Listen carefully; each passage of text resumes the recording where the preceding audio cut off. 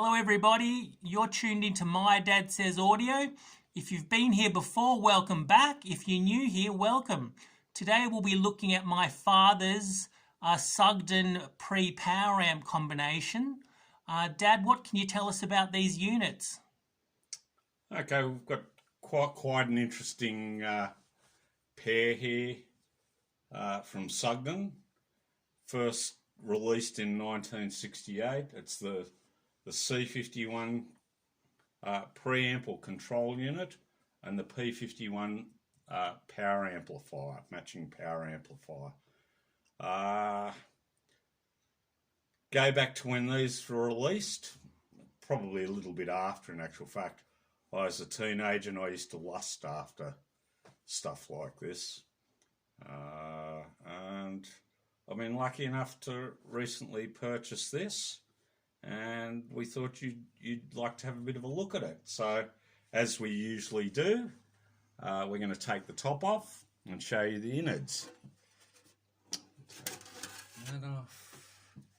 And this off. There we go. Got that off. It's quite a nice unit. I believe it's rated about 45 watts per channel. I think you'll find a significant part of that is with it biased into Class A. And it was pretty special back in the day. It's very nicely made. It would have been all quite state-of-the-art back in the day in terms of both the technology and the components used. What's the power rating for the power amp? I believe it's 45 watts per channel, but you can actually strap both channels together. If you can get two power amps, you can, there's a little switch just there. You can flick that switch. There's a bit more cabling involved, but then you can use these as mono blocks if you've got lucky enough to have two of them. It's a very nice amp. I haven't actually tried it yet, but I am told that it still actually works. I've heard, I must admit, I haven't actually heard this per se. I have heard other Sugden models though.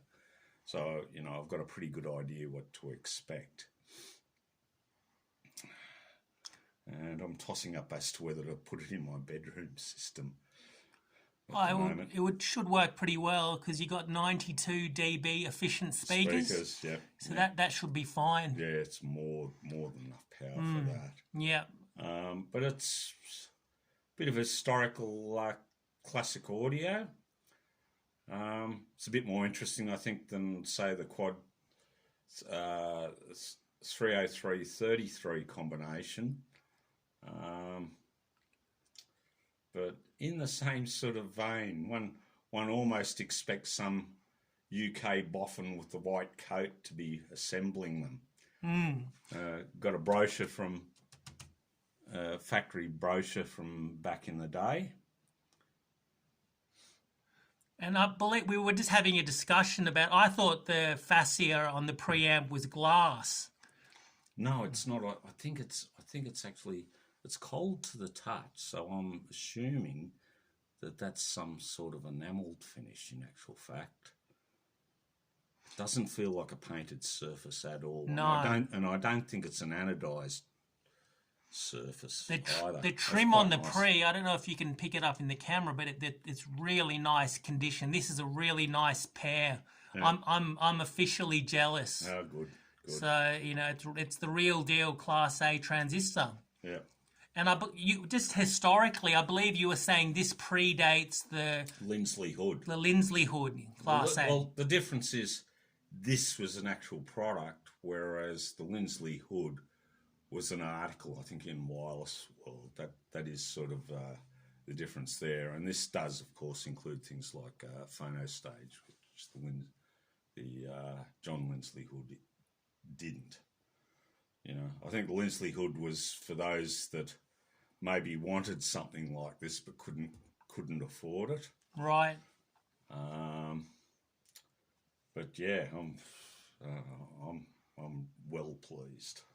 Yeah, it's a nice pair. It's a nice pair of units. I'm jealous. Yeah, there's a copy of a review of it, obviously with a silver front, and the reviewer and the magazine were that enthused about the sound of it, and that they actually purchased this combo to use as a reference against other amps that they listened to. And this is back in the era where specifications were the only thing that really mattered. The mere fact that they went into what it actually sounds like, sort of a bit amusing, really, because back then specs were everything. If your amp measured better, it was therefore considered a better amplifier. But they did a bit of both with this. Anyway, that's a really nice review of it from back in the day. I've also got all the necessary cords for it, including a rather grotty looking Australian plug there. But I've got all the other bits and pieces. I'll have to clean that up. That's a bit grotty. But yeah, it's got all the cables necessary to hook it up. Oh, well, you're a lucky man. Looks great, mate. Yeah. All right, everyone, that's it for today. Hope you enjoyed the video. If this is your kind of content, please consider liking, sharing, subscribing, and commenting. We respond to every comment, so any comments, please let us know. All right, everyone, until next time, bye.